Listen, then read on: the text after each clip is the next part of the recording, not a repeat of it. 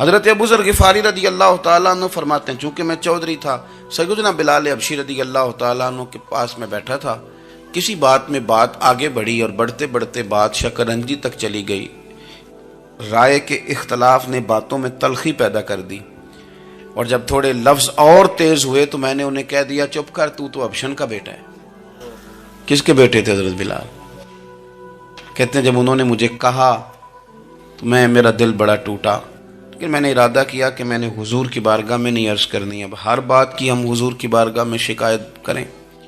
لیکن میں جا کے مسجد میں بیٹھا اور جب سرکار آئے نا، ارادہ نہیں تھا کہ عرض کروں گا، لیکن حضور کا چہرہ دیکھا تو دکھ میرا خود ہی تازہ ہو گیا۔ رونے کا بھی تو تب ہی مزہ آتا ہے نا کوئی اپنا ملے تو۔ فرماتے ہیں کہ میرے آنسو نا بغیر اختیار کے چھلک پڑے اور میں کھل کے روئے، کھل کے۔ قربان جاؤں محبوب کے بھی حضور نے پاس نہیں بلایا، بلکہ نبی پاک اٹھ کے خود میرے پاس آئے اور مجھے کندھوں سے پکڑ کے سینے سے لگایا، اور جب میں کھل کے رو لیا تو حضور میرے آنسو پوچھنے لگے۔ کچھ شعر ایسے ہوتے ہیں جو کسی نے کہے ہوتے ہیں، اور کہنے والا جو ہوتا ہے وہ صاحب حال ہوتا ہے، تو اس میں کچھ خوبصورتی زیادہ ہی ہو جاتی ہے۔ ایک پنجابی کے شاعر ہمارے گجرات میں گزرے، بزرگ تھے، ان کا ایک شعر ہے، وہ کہتے ہیں ایک واری میری آنکھیاں چوں اونا نے اتھرو پونجے سن، ایک واری میری آنکھیاں چوں اونا نے اتھرو پونجے سن، ہن تے چسکا پہ گیا رونے دا۔ ایک واری میری آنکھیاں چوں اونا نے اتھرو پونجے سن، ہن تے چسکا پہ گیا رونے دا، تے ہر ویلے آہو زاری دا۔ تو میں روز رونے لگا ہوں، مزہ ہی بڑا آیا ہے جب سے محبوب نے چپ کرانا شروع کیا۔ میرے عزیز، اور پھر حضرت بلال حبشی رضی اللہ تعالیٰ عنہ چونکہ حضور کے غلام تھے اور انہیں پتہ تھا کہ سرکار میری ناز برداری کرتے ہیں، حضور نے چپ کرایا۔ فرمایا کیوں روتے ہو؟ تو عرض کرنے لگے یا رسول اللہ صلی اللہ علیہ وسلم، اگر میں ابشن کا بیٹا ہوں تو میری تو غلطی کوئی نہیں نا، یہ تو تقسیم اللہ کی ہے نا۔ الذی خلقک فسواک فعدلک فی ای صورت ما شاء رکبک، جس طرح وہ چاہتا ہے، جس کو چاہتا ہے اس طرح کی اس کی صورت بنا دیتا ہے۔ تو مجھے ابشن کا بیٹا کہا جاتا ہے، میری غلطی کیا ہے؟ حضرت بلال نے بھی نہیں بتایا کس نے کہا ہے، لیکن نبی پاک صلی اللہ علیہ وسلم نے کیا فرمایا؟ امام یوسف صالحی نے لکھا ہے، ذرا غور کرنا بات پر، تسلیاں لوگ اور رنگ میں بھی دیتے ہیں، پر یہ تسلی بڑی انوکھی ہے۔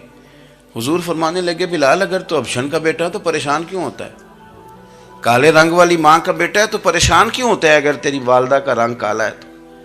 عرض کی حضور آپ کیا فرمانا چاہتے ہیں؟ تو سرکار فرمانے لگے میں دو ماؤں کا بیٹا ہوں، ایک جناب آمنہ جنہوں نے مجھے پیدا کیا، اور ایک حضرت ام ایمن جنہوں نے میری پرورش کی، مجھے بڑا کیا۔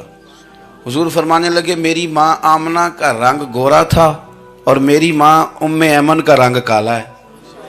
تو فرمایا اگر تجھے کسی نے کالے رنگ والی ماں کا بیٹا کہا تو اسے کہہ دینا مدینے والی محبوب کے بھی تو ایک والدہ کا رنگ کالا ہے، تو کہہ دینا۔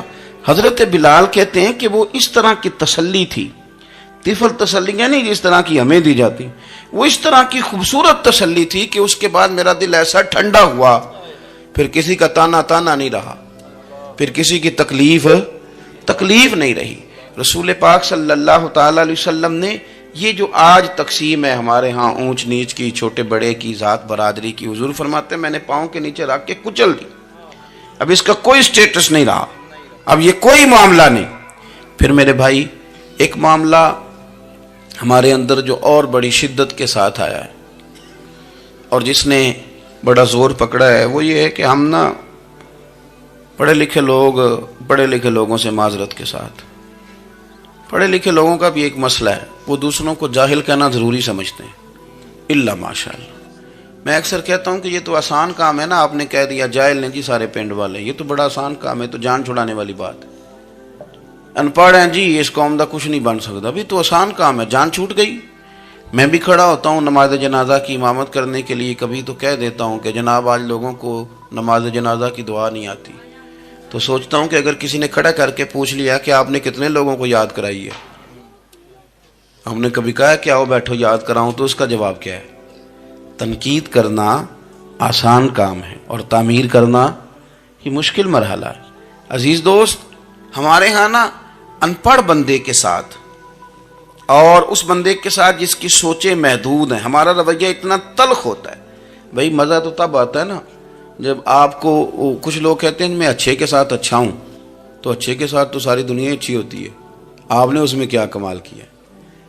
حضور سید عالم صلی اللہ علیہ وسلم نے تو فرمایا اس کے ساتھ جوڑو جو تمہارے ساتھ توڑ رہا ہے, جو سخت رویہ اختیار کرے, سخت. بخاری مسلم میں حدیث ہے, حضرت عمر فاروق رضی اللہ تعالیٰ عنہ, حضرت انس بن مالک فرماتے ہیں کہ حضور سید عالم صلی اللہ علیہ وسلم گزر رہے تھے اور سرخ رنگ کی نہ نجرانی دھاری دار چادر سرکار نے اوڑھ رکھی تھی. ایک بدو آ گیا, اس نے کیا کیا کہ حضور کی مقدس چادر کو پکڑ کے کھینچا, اور اس زور سے کھینچا کہ گردن مبارک پہ نشان پڑ گیا. زور سے دروازے پہ دستک دے دینا بھکاری, تو اسے خراش شرات کوئی نہیں ملتی, البتہ جھٹکیاں دو چار ضرور مل جاتی. توڑنا ہے دروازہ, خیرات لینے آیا کہ تو قرضہ لینے آیا. اس نے آ کر کے زور سے چادر کو کھینچا, مقدس گردن پہ نشان پڑ گیا. سرکار نے رخ انور پھیرا, کہتا پتہ کیا ہے, میں غریب آدمی ہوں, کچھ مانگنے آیا ہوں. بھئی تو گلے میں چادر ڈال کے مانگے گا, لیکن یہ آپ کا کمال ہے. یہاں اب آپ کے علم کا, آپ کے حوصلے کا, ظرف کا پتہ چلتا ہے. کھینچی چادر, کچھ مانگنے آیا ہوں. اور صحیح بخاری کے لفظ یہ ہیں کہ فَالْتَفَتَ إِلَيْهِ فَضَحِكَ, جب محبوب نے اس کی طرف توجہ کی, اس کی بات سنی, اس نے گلے میں چادر ڈال کے کھینچا ہے, نشان ڈال دیا ہے. لیکن جب حضور نے توجہ کی تو فَضَحِكَ, نبی پاک نے مسکرانا شروع کر دیا. حضور مسکرائے, یعنی چادر ڈال کر کھینچنے والے. اور یہ چیز آپ کو بڑا کر دے گی. آپ یقین کریں, آپ کو کسی نے برا کہا تو آپ نے ڈبل برا کہا تو آپ تانگ ہوں گے. ہنڈیا جب جلتی ہے تو اس کے کندھے, ابلتی ہے تو اس کے کندھے جل جاتے ہیں.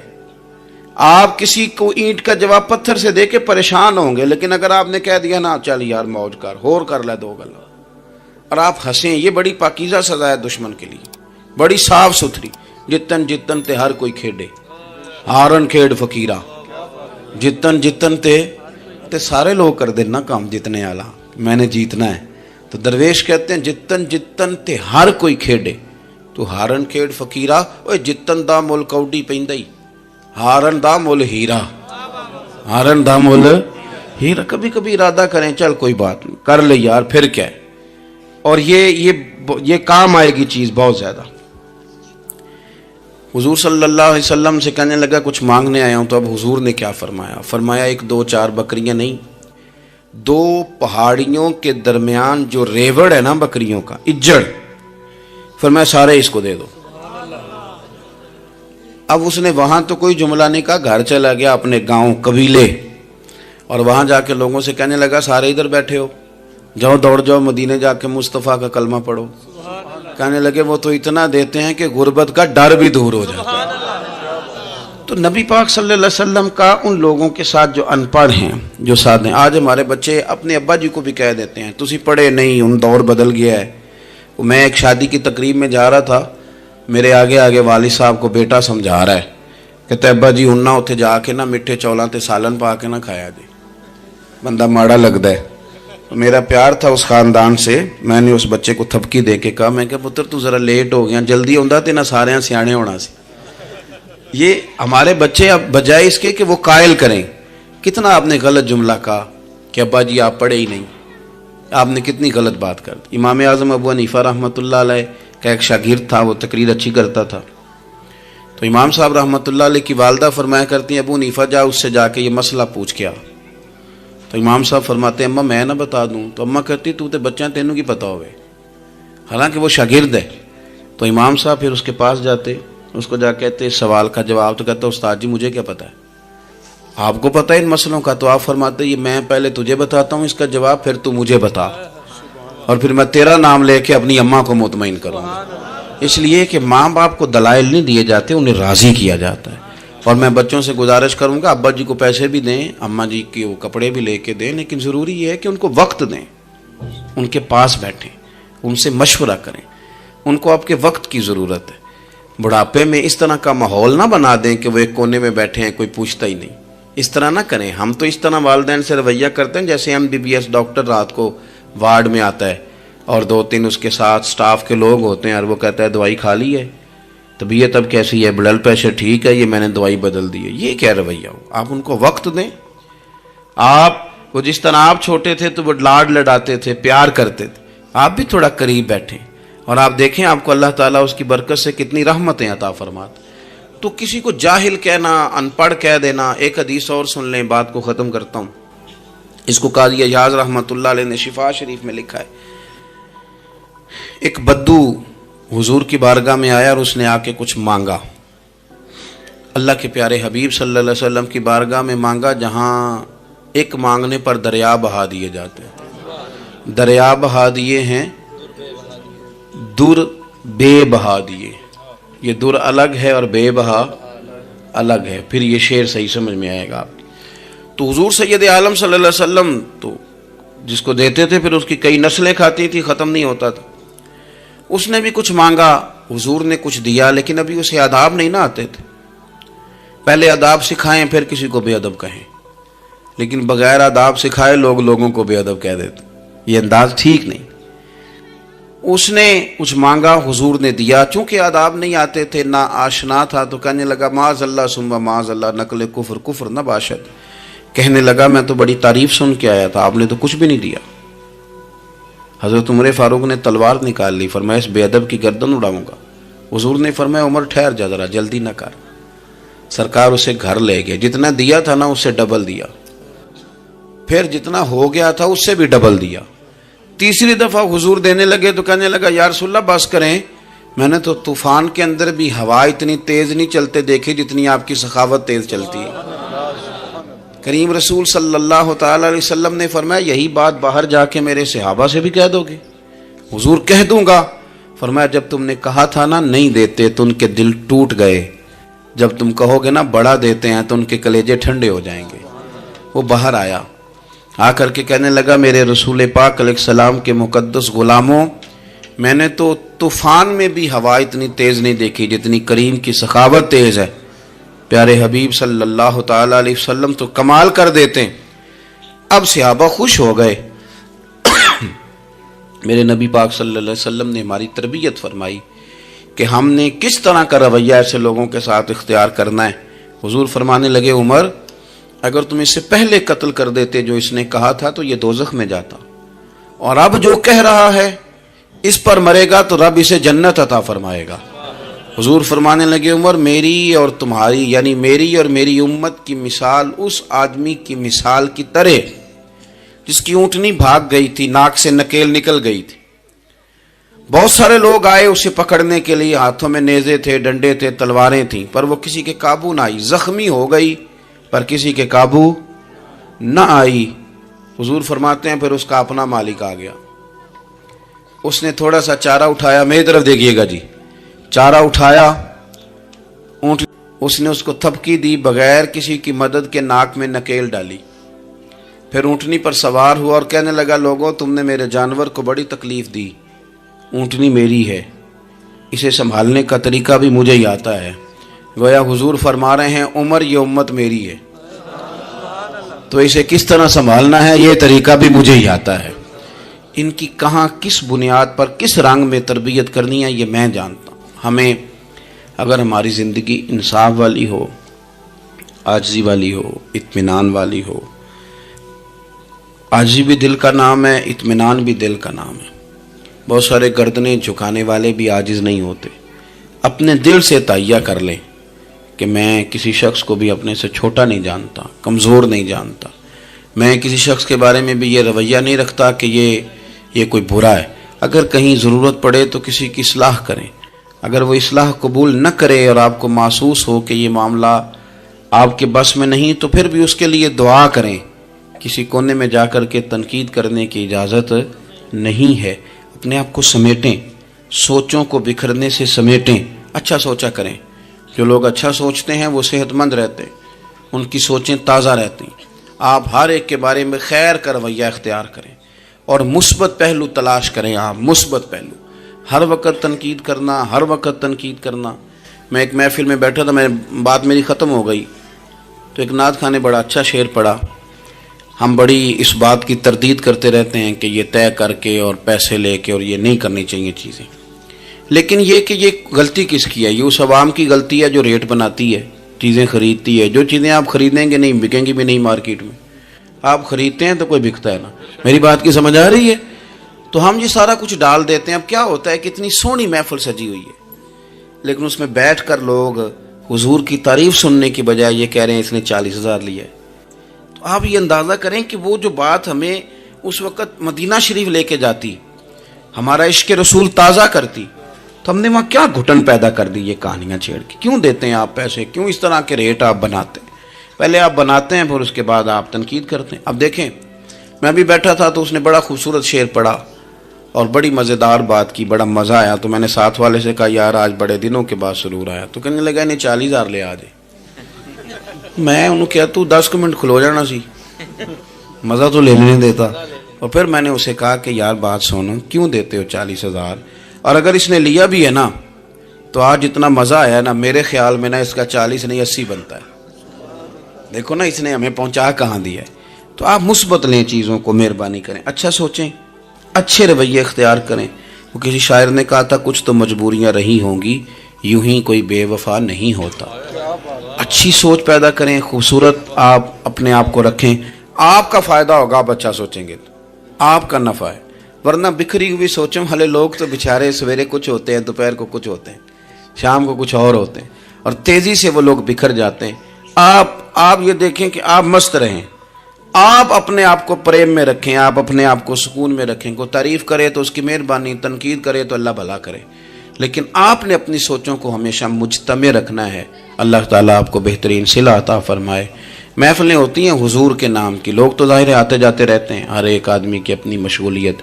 آپ تشریف رکھیں گے، حضور کی ثنا خوانی ہوگی. اللہ تعالیٰ آپ سب کو جزا عطا فرمائے. آخر دعوانا جی آج اقبال ڈے جی نہیں، وہ کون سا واقعہ ہے؟ وہ تو نہیں، ان کے تو کئی واقعات ہیں. چلے میں بات کرتا ہوں، آپ تشریف رکھیں جی. میں بات کرتا ہوں. میں تو اپنی طبیعت کے مطابق بات کر چکا ہوں، اتنی کو میں کیا کرتا ہوں، لیکن ایک بات عرض کرتا ہوں آپ کی خدمت میں. ایک تو یہ کہ آج اقبال ڈے. علامہ اقبال جو ہیں وہ اسلام کے اور صوفیاء کے اور اہل محبت کے بہترین ترجمان ہیں. انہوں نے لوگوں کو رخ جو ہے وہ نبی پاک صلی اللہ علیہ وسلم کی محبت کی جانب پھیرا ہے. تو اقبال سے پیار کرنا اور ان کی تعلیمات کو دیکھنا یہ بھی بڑی کمال بات. ایک بات مجھے یاد آ رہی ہے حضرت سعد بن ابی وقاص کے. بہت ساری باتیں ہیں، میں سمجھ نہیں پایا کہ کس بات کی طرف میرے بھائی نے اشارہ کیا ہے. آپ فرماتے ہیں میں ایک دفعہ قادسیہ کی جنگ کے لیے گیا تھا، تو اس بادشاہ جس سے ہماری جنگ تھی اس کے بارے میں معروف تھا کہ تاج بڑا قیمتی پہنتا ہے. ہوتے ہیں نا جی، ہمارے ملک میں بھی کچھ بادشاہ ایسے ہیں جو 6-6 کروڑ کی گھڑی پہن لیتے ہیں. حالانکہ آپ جتنا مرضی مہنگا جوڑا پہن لیں، اب تعریف کوئی بھی نہیں کرتا. اب ختم ہو گیا دور، اب سارے وراء الورا. اب ہر بندے کی ڈیزائننگ بڑی شاندار ہے، جس کو بھی چھیڑ لیں. تو وہ تاج بڑا قیمتی پہنتا تھا، ہیرے لگائے ہوئے تھے. حضرت سعد بن ابی وقاص رضی اللہ تعالیٰ عنہ نے لوگوں سے کہا کہ اس کے تاج کا خیال رکھنا، مل گیا تو مال غنیمت میں فائدہ ہوگا. جنگ ہوئی شام کو، تاج اس کا کہیں ریت میں کھو گیا. لوگوں نے کچھ دیر ڈھونڈا، بادشاہ قتل ہو گیا، ملا نہیں. حضرت سعد بن ابی وقاص نے کہا چھوڑو، سو جاؤ، اتنا بھی ضروری نہیں. فرماتے ہیں کہ میں اپنے خیمے میں چلا گیا تو ایک آدمی نے اندر آنے کی اجازت مانگی. میں نے کہا آ جاؤ. وہ آیا تو اس نے چادر کی اوٹ میں اپنا چہرہ چھپایا ہوا تھا، اور پھر اس نے جب وہ چادر کھولی تو اندر سے اس نے وہ ہیروں کا چمکتا ہوا تاج میرے سامنے رکھا. کہنے لگا میں گزر رہا تھا، گھوڑے کے پیر سے کچھ چیز ٹکرائی ہے، میں نے ریت کھودی ہے تو یہ نکل آیا. تو آپ فرماتے ہیں میں نے اسے کہا یار تو غریب آدمی لگتا ہے، تیرے کپڑے بتاتے ہیں. دامان توکل کی یہ خوبی ہے کہ اس پر پیوند لگے ہوتے ہیں پر دھبے نہیں ہوتے. تو غریب آدمی لگتا ہے. اس نے کہا جی میں جب آیا تھا تو بچوں کے لیے شام کا کھانا تھا، کسی پڑوسی سے ادھار کی گزارش کر آیا تھا، لوٹ کے جاؤں گا تو اللہ خیر کرے. آپ فرماتے ہیں کہ وہ رکھ کے نا غریب آدمی، اتنی دیانتداری، اتنا اخلاص، چہرہ بھی چھپایا ہوا. جب اس نے رخ پھیرا تو میں نے اسے کہا میاں نام ہی بتا دو، باپ کا نام اور قبیلے کا نام ہی بتا دو۔ کیسے اس نے رخ نہیں پھیرا، ادھر ہی چہرہ رکھا دروازے کی جانب، کہنے لگا حضور یہ کام میں نے آپ کے لیے نہیں کیا، یہ دیانتداری اور اخلاص میں نے آپ کے لیے یا شہرت کے لیے یا لوگوں کو بتانے کے لیے نہیں کیا، جس رب و رسول کے لیے میں نے یہ کام کیا ہے نا، وہ میرا نام بھی جانتے ہیں، باپ کا نام بھی جانتے ہیں اور قبیلہ بھی جانتے ہیں، انہیں پتہ ہے میں نے اللہ کی رضا کے لیے کیا ہے۔ تو جن کے لیے کیا ہے انہیں میری اس بات کی خبر ہے۔ اس لیے حضور نے فرمایا ہے کہ اللہ نہ تمہاری جیب دیکھتا ہے نہ چہرہ دیکھتا ہے، وَلَٰكِن يَنْظُرُ إِلَىٰ قُلُوبِكُمْ، وہ جب دیکھتا ہے تمہارے دل دیکھتا ہے۔ تو اس پر توجہ رکھیں، یہ صاف ستھرا رہے تو بڑے سارے کام بن جاتے ہیں۔ اللہ عمل کی توفیق رفیق عطا فرمائے۔ آخر دعوانا ان الحمدللہ۔ عزیز دوستو، اللہ تعالیٰ نے قرآن حکیم میں نبی پاک صلی اللہ علیہ وسلم کی عظمتوں کو، شانوں کو اور بلندیوں کو بیان فرمایا، اور حضور کی مختلف صفات کا تذکرہ فرمایا قرآن پاک میں۔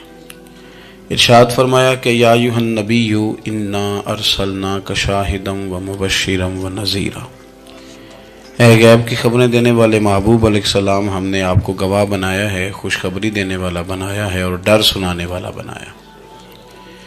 پھر ارشاد فرمایا کہ وداعیا الی اللہ باذنہ وسراجا منیرا، اور ہم نے آپ کو اللہ کی طرف دعوت دینے والا بنایا اور اللہ کے حکم سے اللہ کی طرف دعوت دینے والا بنایا، وسراجا منیرا، اور آپ کو چمکتا ہوا آفتاب بنایا۔ نبی پاک صلی اللہ علیہ وسلم کی ہر شان ہی وراء الورا ہے، لیکن یہ جو حضور کی صفت مبارکہ ہے نا، داعیا الی اللہ کی، کہ حضور لوگوں کو اللہ کی جانب دعوت دیتے۔ نبی پاک صلی اللہ تعالی علیہ وسلم بندوں کا اپنے رب سے رشتہ جوڑتے، گھبرائے ہوئے لوگوں کو، پریشان لوگوں کو، اور جو لوگ سمجھتے تھے کہ شاید ہم کوئی دنیا کے کمزور لوگ ہیں اور یہ مالدار اور یہ اقتدار والا آدمی ہی بڑا ہے، ان سب کو حضور نے مایوسیوں سے نکالا، اور اللہ کے رسول صلی اللہ علیہ وسلم نے یہ سبق پڑھایا کہ تم سب حضرت آدم کی اولاد ہو۔ عربی کو اجمی پر، گھورے کو کالے پر کوئی فضیلت حاصل نہیں۔ لوگوں کی ہر پریشانی حضور نے نکال کے ان کا رجوع ان کے رب کی طرف کرایا۔ ہمارے ہاں یہ ہوتا ہے کہ انسان کو پریشانی کوئی بھی ہو اسے سکون نہیں لینے دیتی، وہ کوئی بھی ہو۔ محفل میں کسی بندے کا بٹن ٹوٹ جائے نا، یہ گلے کا، تو کوئی دیکھے نہ دیکھے اس بیچارے کی ساری توجہ بٹن پہ رہتی ہے، میرا بٹن ٹھیک نہیں۔ کسی بندے نے کپڑے صاف نہ پہنے ہوں تو آپ اس شخص سے کہیں کہ تجھے کچھ لوگ ملنا چاہتے ہیں، تو وہ اگرچہ اس کے پاس پی ایچ ڈی کی ڈگری ہے، ڈھیر سارا مال ہے، وزادار ہے، صاحب عزت ہے، لیکن وہ کہتے یار میرے کپڑے نہیں ٹھیک، تو میں کوفت محسوس کر رہا ہوں، ذرا میں اپنے آپ کو تھوڑا سا نہا دھو لوں، فریش کر لوں، پھر میں چلتا ہوں۔ آپ کے ظاہری جسم پر ایک آدھ دھبا ہو تو وہ آپ کو سکون نہیں لینے دیتا، اور اگر دھبے باطن پہ لگ جائیں، بہت سارے دھبے ہیں جو باطن پہ ہوتے ہیں، مجھے جان لو، مجھے پہچان لو، میرا بھی کوئی نام ہے، میں بھی کچھ ہوتا ہوں، یہ بھی ایک دھبا ہے، ایک مصیبت ہے۔ اور میری عزت کرو، مجھے بھی کسی طریقے سے کسی نشست پہ جگہ دو، یہ بھی ایک دھبا ہے۔ یہ ہمارے ہاں، ہمارے ملک کے اندر سیاستدانوں سے لے کر مذہبی لوگوں تک الا ماشاءاللہ پروٹوکول کا ایک مزاج آیا ہے کہ بھی بڑی دشواری پیدا کرتا ہے عام لوگوں کے لیے، بڑی آزمائش میں لوگ آ جاتے ہیں۔ حسد کر لینا، کسی بندے کی نعمت کو دیکھ کے جلنا، یہ بھی آپ کو بڑا بے سکون رکھتا ہے۔ تکبر کرنا کہ میں کوئی چیز ہوں اور باقی کو تھوڑے سے مجھ سے چھوٹے ہیں، یہ سارے دھبے، یہ ساری نقصان کی چیزیں۔ اور نبی پاک صلی اللہ علیہ وسلم نے تعریف یہ بیان کی، فرمایا ما حاک فی صدرک، یہ جو تیرے گناہ ہیں یہ تیرے سینے میں کھٹکیں گے، یہ تجھے بے چین رکھیں گے، یہ کانٹے کی طرح چبھیں گے۔ تو جتنے مرضی اچھے کپڑے پہن لے، جتنی مرضی اونچی جگہ بٹھا دیا جائے، اگر تیرے اندر کوئی روگ ہے وہ تجھے سکون سے نہیں جینے دے گا۔ رسول کائنات صلی اللہ علیہ وسلم نے نا لوگوں کی توجہ رب کریم کی جانب لگائی، حضور نے لوگوں کو بتلایا کہ تمہارا رب نا عاجزی کو پسند کرتا ہے، تمہارا رب سادگی کو پسند کرتا ہے، تمہارا رب انسانوں سے پیار کرنے والے کو پسند کرتا ہے۔ حضور سید عالم صلی اللہ علیہ وسلم نے ہمیں یہ سبق پڑھایا کہ زیادہ باتیں کرنے والے کو نہیں، اللہ سچ بولنے والے کو پسند کرتا ہے۔ بہت اونچے اور لمبے چوڑے دولت والے اور مالدار آدمی کو نہیں، بلکہ جو آدمی دیانت داری سے زندگی گزارے رب اس کو زیادہ محبوب رکھتا ہے۔ تو ہماری یہ جتنی بھی آزمائشیں ہیں میلاد والے محبوب صلی اللہ علیہ وسلم نے نا یہ ساری ہماری دور فرما دی، ساری۔ آپ دیکھیں ہمارے ہاں ایک بیماری ہوتی ہے، وہ تکبر کی بیماری ہے، اور وہ صرف مالدار کوئی نہیں ہوتا، بلکہ حضرت سعدی شیرازی فرماتے ہیں کہ میں نے بہت سارے جھکے ہوئے لوگوں میں تکبر دیکھا ہے۔ جو بڑا میٹھا بولتے ہیں نا، کئی دفعہ کہتے ہیں جی کیا بات ہے جی، سبحان اللہ ماشاء اللہ، بڑا میٹھا بولتے ہیں، تو یہ نہیں میٹھا نہیں بول رہے ہوتے، یہ آپ کو شیشے میں اتار رہے ہوتے ہیں۔ آپ نے کسی کی تعریف کرنی ہے تو پشت کے پیچھے کریں، وہ اصل تعریف ہے۔ آپ کوئی ایسا کام نہ کریں جس سے چھلکے لفظوں میں کہ میں نے کسی کو بنایا ہے، اس سے نا آپ کو خود محسوس ہوگا کہ میں حقیقت پہ زندگی نہیں گزار رہا، میں تو کوئی اداکاری کر رہا ہوں۔ اور جو لوگ کہتے کچھ اور ہیں کرتے کچھ اور ہیں تو وہ خود بڑے پریشان رہتے ہیں، وہ جانتے ہیں کہ یار یہ میں کہاں الجھ گیا ہوں۔ تو بھائی یہ جو بہت زیادہ ہمارے دلوں کے اندر چیز ہے، اور یہ ہر مقام پر بہت سارے لوگوں کو یہ چیز حاصل ہے، میں دیکھتا ہوں کہ درجہ بدرجہ ان چیزوں کا شمار ہے۔ کچھ کا خیال ہے کہ میری ڈگری زیادہ ہے، اور کچھ کا خیال ہے کہ مجھے عقل زیادہ ہے، کچھ کا خیال ہے کہ میری شہرت زیادہ ہے، تو کچھ کا خیال ہے کہ میری دولت زیادہ ہے۔ آہستہ آہستہ وہ الجھاؤ پیدا ہوتا ہے، کسی کا کچھ نہیں جاتا، وہ خود آدمی بے چین رہتا ہے۔ ہاں دیکھیں نا، یہ میری طرح کو کوئی بندہ آ جائے نا محفل میں جس کو عادت ہے اسٹیج پہ بیٹھنے کی، اچھے لوگوں کی، بزرگوں کی، سادات کی بات نہیں کرتا، تو اس کو کبھی بیچارے کو پیچھے بیٹھنا پڑ جائے نا تو وہ گردن اونچی کر کر کے نقیب محفل کو دکھاتا ہے کہ میں آ گیا، کسی طریقے میں بھی ساتھ لے کے، بے چین رہتا ہے۔ اور اگر اسے سکون حاصل ہو کہ بھئی حضور کی محفل میں بیٹھنا ہے، جہاں جگہ مل گئی وہیں پہ ٹھیک ہوں، اور وہ سکون کے ساتھ، دیکھو اس محفل کا مہمان خصوصی میں نہیں، حضرت بزرگ تو سرپرستی کاری رہے ہیں، میں نہیں، اس محفل کا تو مہمان خصوصی وہ بندہ ہے جس نے محفل سے پہلے یہاں جھاڑو دیا ہے، جس نے یہاں دریاں بچھائی ہیں، جس بیچارے کی فوٹو بھی کوئی نہیں آئی، وہ مہمان خصوصی ہے۔ اور اس محفل کا تو وہ مہمان خصوصی ہے جو چپ کر کے کہیں کونے میں بیٹھا ہے، اس کو کوئی دلچسپی نہیں کہ کوئی مجھے بھی جانے گا، کوئی مجھے بھی پہچانے، اسے تو اتنا پتہ ہے کہ میں اپنے پیارے حبیب کی تعریف سننے کے لیے آیا ہوں۔ آپ اپنے اس طرح آپ کا ذوق دبالا رہے گا اگر آپ عاجزی کے ساتھ، انکساری کے ساتھ، رب رسول کی رضا کے لیے کسی جگہ بھی آپ اپنے آپ کو سیٹ کر لیں گے تو ماحول آپ کا ٹھیک رہے گا، ورنہ آپ الجھاؤ کا شکار ہیں، ورنہ آپ پریشان ہیں، ورنہ آپ تکلیف میں، ورنہ آپ آزمائش میں۔ بخاری شریف میں حدیث ہے، قاضی ایاز مالکی رحمۃ اللہ علیہ نے بڑی تفصیل سے لکھی ہے، راوی حضرت انس بن مالک ہیں۔ ایک بندہ بڑی دور سے آیا نبی پاک صلی اللہ علیہ وسلم کی زیارت کے لیے، بڑی دور سے۔ عرب کے جو سردار ہوتے تھے ان کے بڑے ناز نخرے ہوتے تھے، وہ خیر آج بھی ہیں، پروٹوکول کا ماحول آج بھی، یعنی وزیر صاحب کے آگے دو چار گاڑیاں نہ ہوں تو ان کو مزہ ہی نہیں آتا، پولیس والے آگے پیچھے بھاگیں تو، حالانکہ ان کو نہیں پتا کہ جو پولیس والے آگے پیچھے بھاگ رہے ہیں نا، یہ حکومت بدلی تو گرفتار کرنے بھی انہوں نے ہی آنا ہے، لیکن وہ بڑا مزہ آتا ہے جب لوگ گاڑی کے پیچھے بھاگتے ہیں، کیا بات ہے جناب، بڑی بات۔ اور ہماری طبیعتوں میں پتہ نہیں کون سی، یہ پیسے پھینکنے والے دوست مجھ سے ناراض نہ ہو جائیں، لیکن میں اکثر سوچتا ہوں کہ یار یہ کس طرح کا کام ہے کہ پہلا کھلارنے پھر آپ اکٹھے کرنے، تو آپ کٹھے دے دیں جس کو دینے ہیں، ختم ہو جائے بات۔ یعنی وہ محفل میں نا گپ شپ ہو رہی ہوتی ہے، اکٹھے کرنے والے، پان دین والے کس چکر میں پڑ گئے۔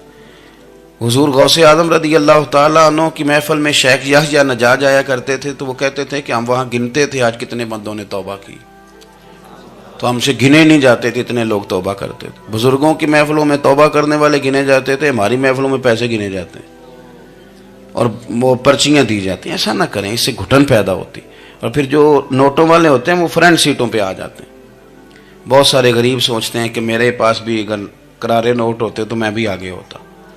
تو کم از کم یہ جو میلاد کی محفل ہیں ان میں تو سب کو ایک جیسے رہنے دے۔ یہاں تو امیر غریب کا فرق نہ ہو، اس کو تو مہربانی کریں۔ تو نبی پاک صلی اللہ علیہ وسلم کی خدمت میں وہ شخص بڑی دور سے آیا، تو عرب کے بادشاہوں کا مزاج تھا، پروٹوکول بڑا چاہتے تھے، ان کا تو یہ طریقہ تھا کہ حکمرانی کرنی ہے جیسے بھی ہو۔ اگر کسی غلام نے دھوپ میں بندھا رہ گیا، اونٹ اور چھاؤں میں نہیں باندھا تو درے مارتے تھے، اور اگر اس نے کھول کے باندھ دیا تو پھر بھی مارتے تھے، کہتے تھے اتنا سیانہ ہو گیا تو انہیں پوچھا ہی نہیں، خود بخود ہی باندھ دیا۔ وہ شخص حضور کی بارگاہ میں آیا، اور بہت سارے لوگوں کے پاس کیونکہ وہ جاتا تھا اپنے سربراہ کا پیغام لے کے، تو وہ کانپ رہا ہے جب حضور کی بارگاہ میں گیا، ڈر رہا ہے۔ اب ذرا بات کو سمجھنا، نبی پاک صلی اللہ علیہ وسلم نے اس سے فرمایا کیوں ڈرتے ہو؟ سادہ آدمی ہے، دیہاتی ہے، بدو ہے۔ اللہ کے رسول نے تھپکی دی، کیوں ڈرتے ہو؟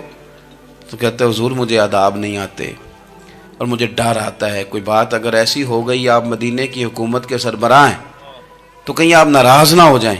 حضرت انس بن مالک فرماتے ہیں بات کہاں کی تھی، پہنچ کہاں گئی؟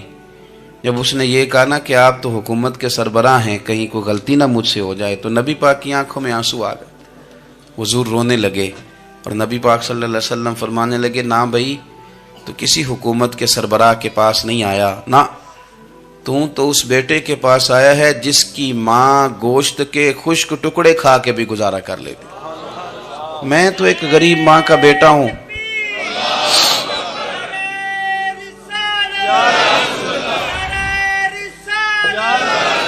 بھائی اگر آپ کا یہ ذوق بن جائے، دیکھو نا آج تو لوگ بھول جاتے ہیں نا، کپڑے بدل لیتے ہیں تو وہ سمجھتے ہیں کہ شاید سارا کچھ ہی بدل گیا، یعنی گاؤں سے آ کر پڑھنے والے بھول ہی گئے ہیں کہ کس کی ماں نے کتنا زیور بیچا تھا۔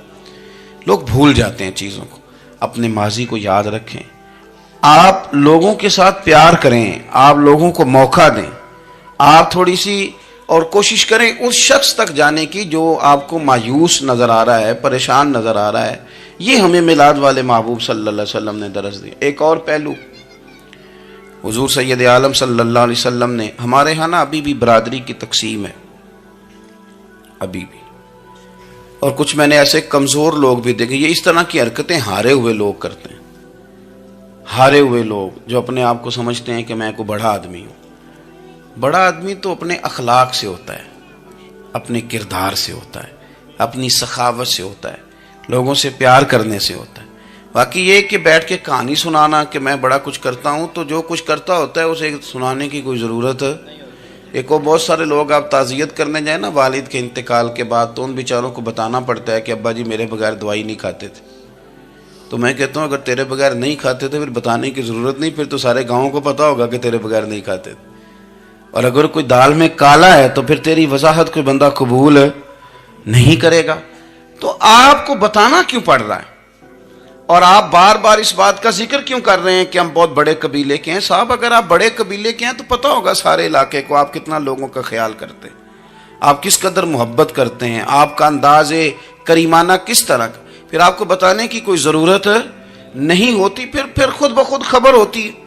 حضرت سیدنا ابو ذر غفاری رضی اللہ تعالیٰ عنہ، قبیلہ بنو غفار ایک بڑی شاخ تھی قبیلوں میں سے، جو لوگ اس زمانے میں مالدار قبیلوں سے تعلق رکھتے تھے ان میں سے ایک بڑا نام تھا۔ ساری زندگی چودراہٹ کی، لیکن میلاد ایک انقلاب کا نام ہے۔ میں میلاد منانے والے دوستوں سے گزارش کرتا ہوں کہ آپ ہر سال میلاد منائیں، اور ہر سال میلاد کے بعد آپ تھوڑے بدل بھی جائیں، یعنی تھوڑے سے بدل جائیں۔ کچھ لوگ کہیں یار یہ داڑھی میں نے نا 12 ربیع الاول والے دن رکھی تھی، یہ میری میلاد والی داڑھی ہے، اور داڑھی رکھیں بھی نبی پاک کی مرضی کی۔ کس کی مرضی کی؟ نہ ناراض ہو جائے جی میں ٹور چلا، بس کس مرضی کی جی؟ اپنی مرضی کے نہیں۔ داڑھی کا وزن کو نہیں ہوتا کہ پوری مٹھی رکھیں گے تو آپ کو کوئی دقت ہوگی، کوئی وزن نہیں، پوری رکھیں، جو حضور کا طریقہ مبارکہ ہے جو ہمیں ملتا ہے اس پر آپ توجہ فرمائیں۔ تو میں جو بات عرض کرنے جا رہا ہوں وہ میلاد انقلاب ہے۔ حضور سید عالم صلی اللہ علیہ وسلم کی بارگاہ میں آنے سے پہلے لوگ کچھ اور ہوتے تھے، اور یہاں سے ہو کے جاتے تھے تو پھر ان میں تبدیلی آتی تھی۔ میں سارا دن کرامتیں سناؤں نا کسی کو اپنے پیر صاحب کی اور اپنے گھر میں بھی کہ میرے حضرت بڑے، میرے استاد بڑے، لیکن بیوی کے ساتھ اگر میں ترش لہجے میں بات کروں گا تو وہ کہے گی اے سکھاندے نے تینوں پیر صاحب، دوست کہیں گے یہ سکھاتے ہیں آپ۔ تو آپ کی کہانیاں نہیں چلتی، آپ کا کردار چلتا ہے۔ مدینے چ مینوں تو کر دے مولا، مدینے چ مینوں تو کر دے مولا، محمد دا مینوں، محمد دا مینوں تو در دے مولا، مدینے چ مینوں تو کر دے مولا،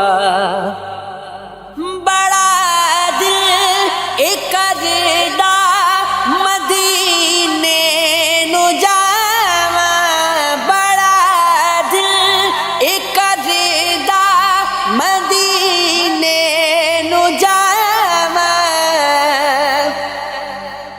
مدینے دا مینوں، مدینے دا مینوں سفر دے مولا، مدینے چ مینوں تو کر دے مولا، غلاماں چ لکھ لئی محمد دے صدقے